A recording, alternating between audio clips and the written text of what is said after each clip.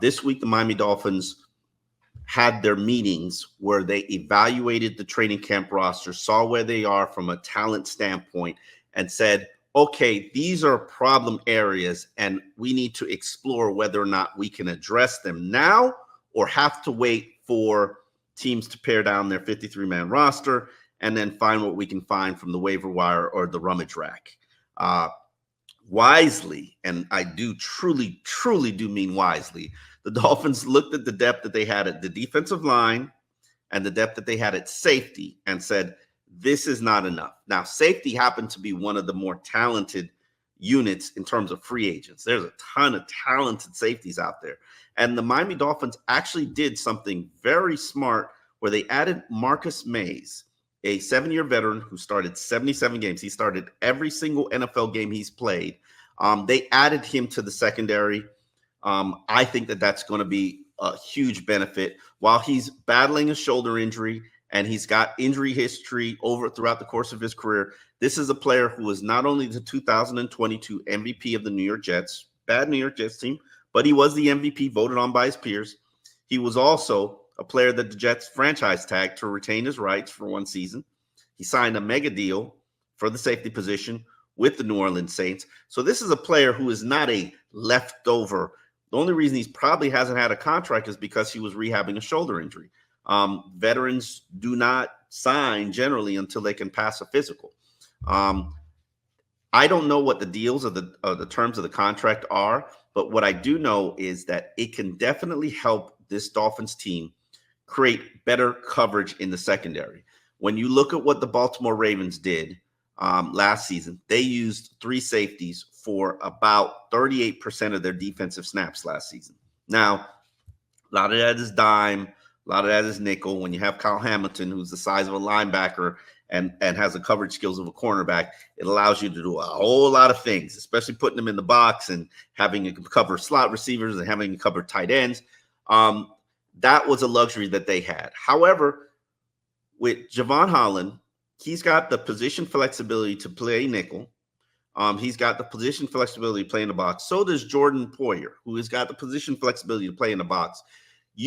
By adding a Marcus Mays, who's played both free safety and strong safety, you added a lot of versatility to your secondary. Now that frees up Nick Needham to stick at the nickel spot or even work as an outside boundary, adding depth there, or even, have him play the safety dime role, which he played last season. So it just adds another piece that helps you from a secondary standpoint. And I think it allows you to be a little bit more versatile. Now, the question is, can he be healthy for the regular season? I wouldn't be shocked if he's in that 30-year-old club where they do not play in the exhibition season. They sparingly participate in the joint practices, and they're rested and primed for the regular season. That seems to be the approach that Mike McDaniel is going to take with a lot of his 30-year-olds, and I don't necessarily discourage that approach, considering the Dolphins' issues are performances in December and January, and that means they need some healthy bodies. The other addition happens to be one of the oldest players in the NFL, former University of Miami standout Calais Campbell, who I have advocated for quite a while that the Miami Dolphins should sign. I believe in August he's going to be 38 years old. But if you look at the productivity that Calais Campbell had with the Atlanta Falcons last season, it was dominant, absolutely impressive. And when you look at the talent that they had on the defensive line, which was a little suspect, from Deshaun Hand to Benito Jones to Jonathan Harris to Neville Gallimore, these are Otier Tart. These are all players who are basically minimum salary players. I did a column for the Miami Herald, and I pointed out that Raekwon Davis, who signed a 2-year deal for $14 million with the Indianapolis Colts, will make $850,000 less this year than the 5 veteran players that the Miami Dolphins signed collectively. So Miami Dolphins backup from last year is going to make $7 million, while the 5 players that you signed before Calais Campbell was going to make $7.85 million collectively. That just gives you a grasp and understanding of where this team was from a talent standpoint, because another team looked at your backup and said, he's pretty good, and then you signed everybody else's backup for the veteran minimum and thought it was going to fly. Well, truth be told, it didn't. They knew it, and they wisely went out and signed Calais Campbell, who's a player that has history with Anthony Weaver from his time in the Baltimore Ravens. Anthony Weaver coached Calais Campbell and knows how well he is in terms of 1, scheme versatility, 2, toughness, and 3, leadership. Here is Anthony Weaver talking about what he's looking for, not only just from his inside linebackers, but from his defensive line, which he's going to use a heavy rotation for. First off, I love that room, right? You talk about a room that brings juice and attacks the day every single day. It's them, right? And it's led by Joe Barry, who does a tremendous job with them. In this league, with the way offenses are trying to attack you both vertically and horizontally and trying to space out the entire field, you better have linebackers who can do that. It's not like back in the day when I was playing, right? And you're getting a lot of lead and ISO, and you better have a guy that's going to thumper and throw it up in there. The league has kind of transitioned away from that. So you still need physicality there, but at that position, you better have athletes. And fortunately, I think we have a bunch in there. With their defensive line, obviously there are a number of different guys, a number of different body types. How versatile do they have to be? And I know you're going to do multiple fronts, but do you have to have varying skill sets in that group? Yeah, absolutely. I think you need to have the right balance of guys who I like to call grinders, right? Guys who are going to go there and change the math in the middle, whether that's with mass or just elite technique. And then you need your guys that are kind of in between, that are tweeners, guys that can both do that, yet are athletic enough and have the skill set to both win in pass rush, whether that's be with power or with finesse. So you're always looking for the right balance and combination of that, and making sure that you have enough of each. I think we have that. I think we have that. I think a lot of the guys may not necessarily be household names, but I think they're all guys that have had a taste of production in this league, and their best years are probably yet to come. You have typically, and you've coached the defensive lines, you've used a heavy rotation. That's what you're known for. Is that just your approach, that you believe that you're best in waves? Yeah, it's kind of like the tsunami approach, right? I'm half Samoan. I lived in Hawaii for a little while, and they always say, like, the first wave of the tsunami does damage, but the second wave does the most damage. So for me, like, sometimes people get overly concerned about who's starting the football games. That means nothing to me. I want to know who's finishing the football games. And I think you have your best chance at finishing football games when guys are fresh. All right, you can't do that at every position, but particularly when there's bigs out there running around in this heat, you're going to want to rotate them a little bit. So the Miami Dolphins are going to be utilizing a 3-4 base, which we've seen generally probably for most of the past decade. I believe Brian Flores used a 3-4 base. Emmanuel Ogba was one of the 3-4 edges. This was a traditional 3-4 base, but really they used a nickel package as their base with Sealer and Christian Wilkins as the interior defensive linemen, and then Chubbs and Phillips as the edge. What Miami's going to do is use a 3-4 base with probably Sealer and Calais Campbell as the 3-4 edges.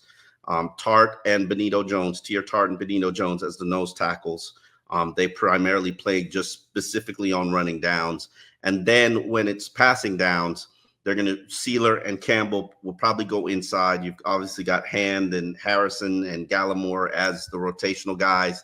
And then you have the 2 edges, whether it be Chubb and Phillips when they get healthy, or Chop and Shaq Barrett, or Mo Kamara. So that's really going to be the foundation of what the Dolphins do from a defensive standpoint. And before they made this signing of Calais Campbell, who's 3rd in the NFL in active sacks, behind 2 players, Cameron Jordan and Buffalo Bills, Von Miller.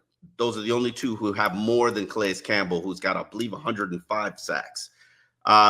This was a big issue that the Miami Dolphins felt like they had to address. Now, interestingly, on the final day of the minicamp, we talked to Miami Dolphins coach Mike McDaniel about where he felt his team was in the trenches, both offensively and defensively. And here's what Mike had to say.